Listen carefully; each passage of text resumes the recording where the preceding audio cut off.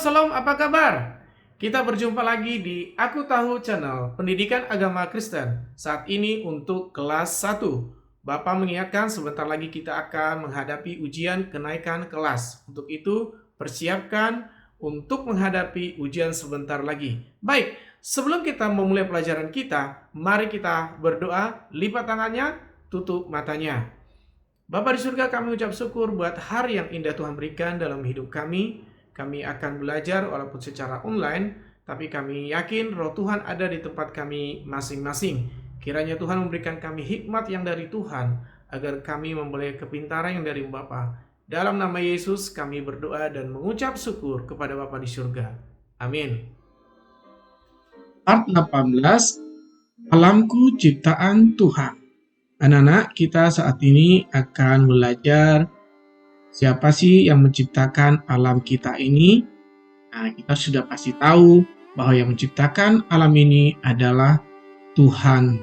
Ya, Tuhanlah yang menciptakan alam semesta ini. Nah, kita akan belajar ya. Seperti biasa anak-anak, kita akan membaca firman Tuhan sebagai perenungan bagi kita saat ini. Anak-anak boleh mengambil Alkitabnya. Silakan buka Kisah Para Rasul 17 ayat 24 sampai dengan 25. Kisah Para Rasul 17 ayat 24 sampai 25. Anak-anak sudah ketemu? Ya, kita akan baca bersama-sama ya.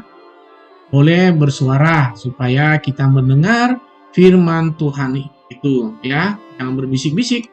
Kita baca bersama-sama. 1, 2, 3. Allah yang telah menjadikan bumi dan segala isinya, Ia yang adalah Tuhan atas langit dan bumi, tidak diam dalam kuil-kuil buatan tangan manusia. Ayat 25. Dan juga tidak dilayani oleh tangan manusia, seolah-olah ia kekurangan apa-apa, karena dialah yang memberikan hidup dan nafas dan segala sesuatu kepada semua orang. Jadi anak-anak, bahwa Tuhan kita itu apa dikatakan tadi, tidak diam dalam kuil-kuil atau Tuhan tidak diam di buatan tangan manusia. Dan Tuhan tidak perlu kita layani atau kita bela. Biarlah Tuhan yang membela kita. Ya, seolah-olah Tuhan itu dibilang tadi apa? Dia kekurangan apa-apa. Tuhan itu tidak sanggup. Tuhan itu sanggup melakukan apapun. Ya, Tuhan kita tidak terbatas. Jadi jangan kalau ada teman-teman kita mengejek kita, nggak usah, biarin aja. Ya kan, Tuhan mampu kok membela dirinya. Ya. Dan kita belajar saat ini bahwa pencipta langit dan bumi adalah Allah kita. Baik, kita lanjut pelajaran kita anak-anak ya. Sudah siap belajar ya? Kita akan belajar tentang urutan penciptaan. Kita akan belajar tentang alam ciptaan Tuhan ini, alam kita ya. Jadi kalau kita membaca Alkitab, bagaimana sih urutan penciptaannya? Apa sih sejarahnya? Kita harus tahu. Apakah tiba-tiba langsung ada aja begitu bumi dan manusia atau matahari semuanya? Tidak, ada urutannya ya. Apakah anak-anak mengetahui urutan penciptaan alam semesta ini? Udah Pak, saya sudah pernah dengar di cerita sekolah minggu atau nonton di televisi ya, atau terserahlah bagaimana, sudah pernah Pak, sudah pernah dengar gitu ya. Boleh juga, masalah. Berarti kalau sudah pernah dengar, kita mengulangi pelajaran. Tapi yang belum, kita akan belajar bersama-sama ya anak-anak ya. Kamu harus mengetahui bahwa semua yang ada ini awalnya tidak ada. Ya, semua yang kita lihat ini, baik itu matahari, bumi, planet-planet yang lain, lautan, gunung, semuanya dulu tidak ada, gelap gulita. Ya, semua tidak ada. Ya, jadi kita melihat gunung, dulunya tuh nggak ada, matahari dulunya nggak ada itu. Ya, semuanya tidak ada, semuanya gelap gulita. Terus Allah menciptakan dari yang tidak ada menjadi ada. Ya, dulunya matahari nggak ada, Tuhan ciptakan jadi ada. Dulunya bumi nggak ada, Tuhan ciptakan ada. Planet-planet yang lain dulunya nggak ada, kosong semuanya. Tuhan ciptakan jadi ada. Ya, Itulah penciptaan Tuhan. Nah, Alkitab kita sangat luar biasa. Kenapa? Ya, kita harus mengakui bahwa Alkitab itu sangat luar biasa karena di situ tercatat semua sejarah awal mulai adanya kehidupan, mulai adanya benda-benda langit, semuanya Tuhan jelaskan semuanya. Jadi tidak secara kebetulan ada, ya, atau kalau kita nanti anak-anak pasti belajar setelah besar. Kalau ada yang bilang itu dulunya ada kumpulan gas dan gas bersatu, sehingga terjadilah matahari. Enggak, itu semuanya ada prosesnya yang Tuhan kasih. Ya, Tuhan memproses itu semuanya. Ya, Alkitab dengan jelas menerangkan bagaimana alam ciptakan alam semesta ini dengan berurutan. Ya, jadi bagaimana hari pertama, hari kedua Allah menciptakan ada di dalam Alkitab. Jadi tidak tiba-tiba pada mulanya tiba-tiba muncul ada semuanya. Enggak, ada paling pertama, kedua, Tuhan berurutan, ya. Ada step by step-nya, ya. Jadi kita kalau kita ingin pintar, kita harus belajar dulu. Mulai dari mana? TK mungkin sudah belajar bagaimana mengenal huruf, ya kan? Tidak ada lahir tiba-tiba sudah bisa baca, tidak ada. Pasti ada pengenalan bertahap demi bertahap. Nah, Tuhan pun menjelaskan sama kita, ya ya, bertahap, ya, bertahap supaya bagaimana sih penciptaannya, siapa yang diciptakan dulu. Jadi semuanya ada tahapannya, ya anak-anak ya. Allah menciptakan selama 6 hari. Biasa orang mengenal hari, ya. Tapi nanti akan ada pelajaran lagi 6 masa atau periode, ya. Jadi bukan hari, satu harian full Allah menciptakan. Tiba-tiba contohnya matahari Tuhan ciptakan mulai dari pagi sampai sore. Bukan itu maksudnya. Tapi kenapa kita bilang hari? Supaya kita gampang mengingatnya. Ada yang bilang 6 masa. Masa itu masa berapa puluh tahun, berapa ratus tahun, kita nggak tahu. Ya, bisa saja 1000 tahun itu contohnya yang disebut hari pertama itu. Kita nggak tahu. Ya, kita belum ada pada saat itu, atau disebut juga ada periode. Satu periode itu berapa puluh tahun, berapa ratus tahun, kita nggak tahu, ya. Cuma biasa kita mengatakan 6 hari pertama, hari kedua supaya kita gampang mengingatnya, ya. Nah, 6 hari atau 6 masa atau 6 periode penciptaan.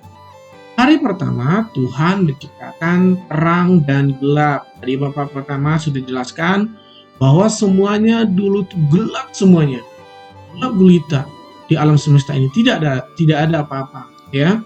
Terus hari kedua Allah menciptakan cakrawala, langit dan bumi, yang bisa kita lihat di atas, ya. Terus hari ketiga apa, ya? Daratan, lautan, tumbuhan berbiji dan pohon berbuah. Nah, kalau kita membaca di dalam Alkitab, semua pohon itu bertunas dulu. Tunas, gak ada tiba-tiba satu hari celeng gitu kayak tiba-tiba muncul pohon, muncul apa semua, tidak. Ada tahapan-tahapannya, ya. Mungkin setelah ada langit dan bumi, ada daratan, ada lautan, semua boleh bertunas, ya, menumbuhkan hasilnya, ya. Itu tahapannya. Terus yang keempat apa, ya?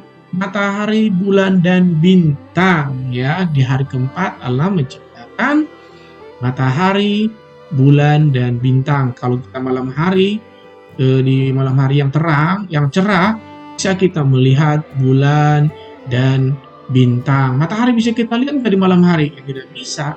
Yang bisa dilihat, ya, merasakannya di siang hari. Kalau melihat nggak bisa, terlalu terang ya anak-anak, ya.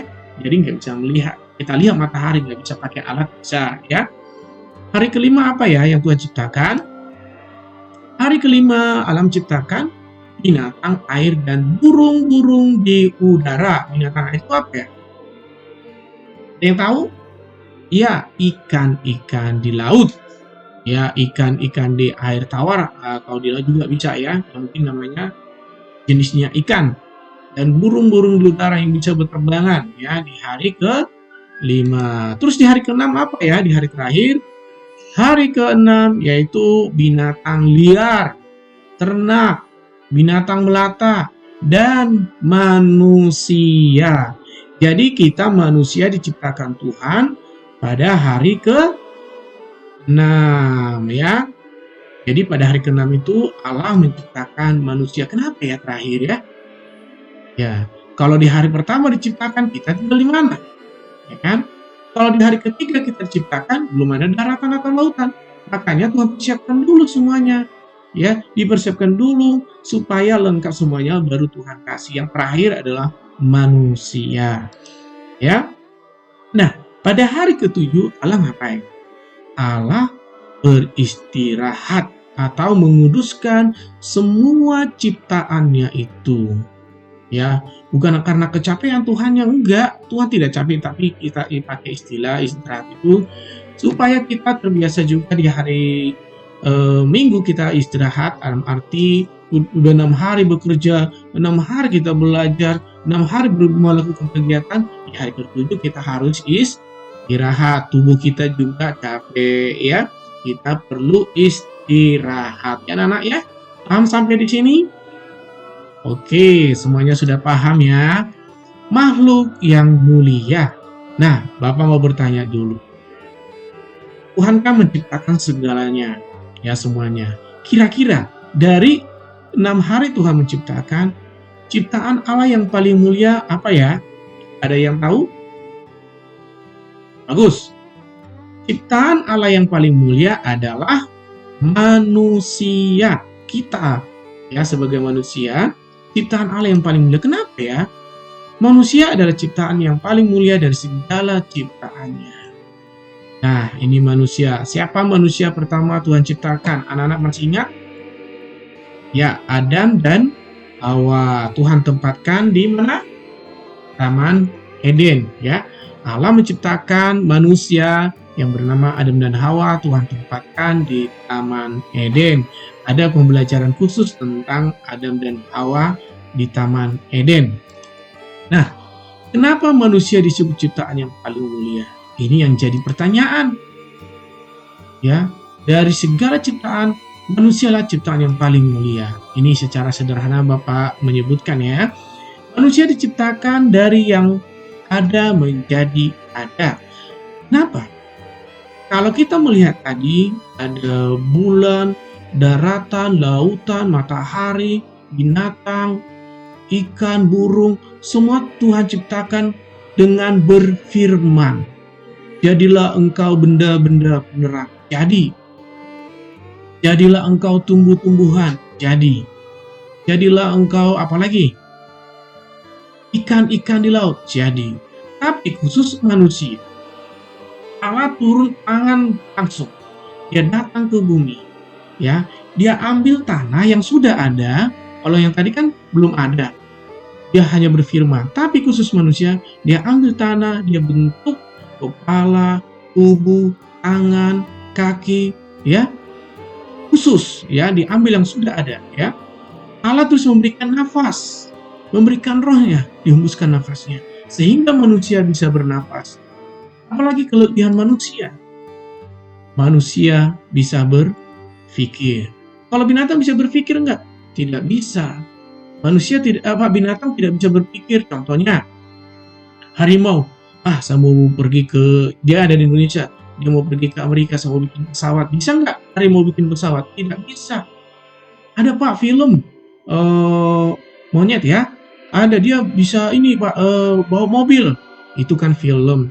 Kita di dalamnya itu manusia sebenarnya, itu kan settingan. Nah, kalau binatang ciptaan yang lain tidak bisa berpikir, tetapi manusia bisa berpikir. Contohnya, ya. Pakaian yang Bapak pakai ini siapa yang buat? Manusia. Bagaimana manusia membuat supaya pakaian kita indah? Itu berpikir, Tuhan kasih pikiran supaya manusia itu bisa menghasilkan sesuatu. Kalau ciptaan yang lain tidak bisa menghasilkan sesuatu. Ya. Baik, saatnya anak-anak di like dulu. Yang di bawah ini di like, terus kalau masih merah diklik supaya padam warna merahnya itu. Gratis, anak-anak tidak akan kena biaya ya. Nanti di-share juga video pembelajaran ini terhadap saudara-saudara atau teman-teman yang beragama Kristen supaya mereka juga dapat belajar bersama-sama seperti anak-anak belajar saat ini. mereka juga diberkati. Anak-anak juga termasuk melayani ketika membagikan atau men-share video ini. Ya anak-anak ya, jangan lupa diklik loncengnya ya supaya hitam. Baik, kita lanjut pelajaran kita. Keajaiban ciptaan Tuhan. Ya, pasti kita tahu bahwa semua Tuhan ciptakan ini semua karena keajaiban dari Tuhan kita ya. Pernahkah kamu berpikir kenapa ada malam dan siang? Ayo, ada yang tahu? Ya Pak, karena memang sudah begitu Tuhan ciptakan. Ya benar. Tapi kenapa bisa ada 12 jam itu siang terang ya, 12 jam dia gelap? Kenapa bisa begitu? Coba perhatikan gambar ini. Ini ilustrasi. Ini bumi lagi terang. Yang di belakangnya gelap. Kenapa? Karena karena bumi berputar pada porosnya. Ya, berputar pada porosnya mengelilingi apa? Matahari. Dan dia mengelilingi matahari dan bumi pun berputar. Jadi bumi itu berputar begini, yang di sini matahari contohnya ya, di sini matahari kena, di sini bagian terang, di belakangnya gelap gitu ya anak-anak ya. Jadi kenapa ada siang dan malam ya? Itu juga yang mempengaruhi musim dan cuaca di bumi. Nanti anak-anak akan belajar ketika di kelas-kelas berikutnya, nanti dipelajari oleh wali kelasnya ya. Diajarin oleh wali kelasnya. Semua ciptaan Allah saling ketergantungan satu sama lain. Contohnya, bumi membutuhkan manusia untuk merawatnya dan manusia membutuhkan bumi untuk tinggal. Dan tumbuh-tumbuhan atau binatang yang lain juga saling membutuhkan. Coba perhatikan gambar ini. Ya. Ini perputaran bagaimana saling membutuhkan binatang-binatang di sini sama tumbuh-tumbuhan ya. Belalang dia butuh dari rumput ya. Laba-laba makan belalang. Ya, laba-laba dimakan ular. Ular dimakan oleh elang. Elang dimakan rubah. Nah, begitu juga. Nah, ini ada kelinci makan rumput. Kelinci dimakan rubah. Dan burung dimakan oleh rubah juga. Burung makan belalang juga. Burung makan biji-bijian juga. Nah, itu saling membutuhkan semuanya. Memang sudah Tuhan ciptakan begitu. Ya, bukan kejam, tapi itulah perputarannya. Ya, nanti anak-anak akan belajar di pelajaran IPA di kelas-kelas berikutnya. Bapak hanya menyinggung sampai di sini. Itulah keajaiban ciptaan Tuhan. Ya, selanjutnya tanggung jawab kita sebagai manusia ciptaan Tuhan yang mulia yang punya pemikiran. Ya, sebagai ciptaan yang mulia, manusia mempunyai tugas terhadap alam ini. Apa tugas yang diberikan oleh Tuhan? Kalau kita baca di kitab Kejadian, anak-anak nanti boleh baca di kitab Kejadian 1, pasal 1 ya, pasal 1, pasal 2, pasal 3. Apa perintah Tuhan terhadap manusia? Ya, yaitu apa? Mengusahakan dan memelihara ciptaan Tuhan sesuai dengan firman Tuhan. Ya, jadi kita memelihara ciptaan Tuhan ini, jangan kita rusaki. Contohnya kita pakai semuanya sekarang ini, alam yang ada, contohnya pohon-pohon kita tebangin. Nanti anak cucu kita tidak bisa menikmati pohon-pohonan lagi. Atau contohnya nih, ada ayam, kita habisin ayam semua. Nanti anak cucu kita hanya mendengar, oh ada ayam. Ayam itu bagaimana? Mereka hanya melihat di YouTube atau di mana yang lain.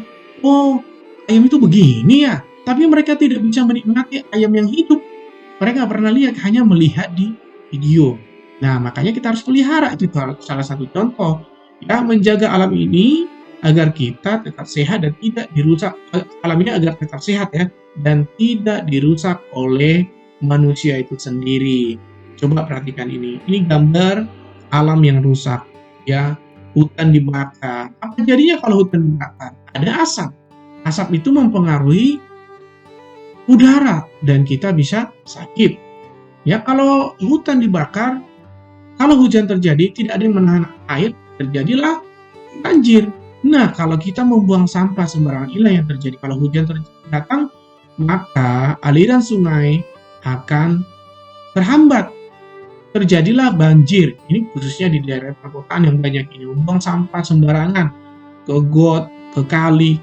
Nah, inilah tugas kita untuk menjaga alam ini. Ya, tugas kita sebagai ciptaan Tuhan yang paling mulia, ya. Allah menciptakan alam ini sempurna dan baik. Jadi kita harus menjaga dengan sempurna dan baik juga. Oke, inti dari pelajaran kita, Bapak ambil kesimpulan ya. Tuhan menciptakan alam semesta ini untuk kita gunakan dan kita pelihara bersama juga. Tuhan menciptakan alam semesta ini untuk kita gunakan dan kita pelihara bersama juga, ya.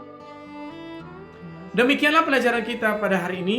Kita akan lanjutkan pelajaran kita di pertemuan yang akan datang. Tuhan Yesus memberkati kita semuanya. Shalom.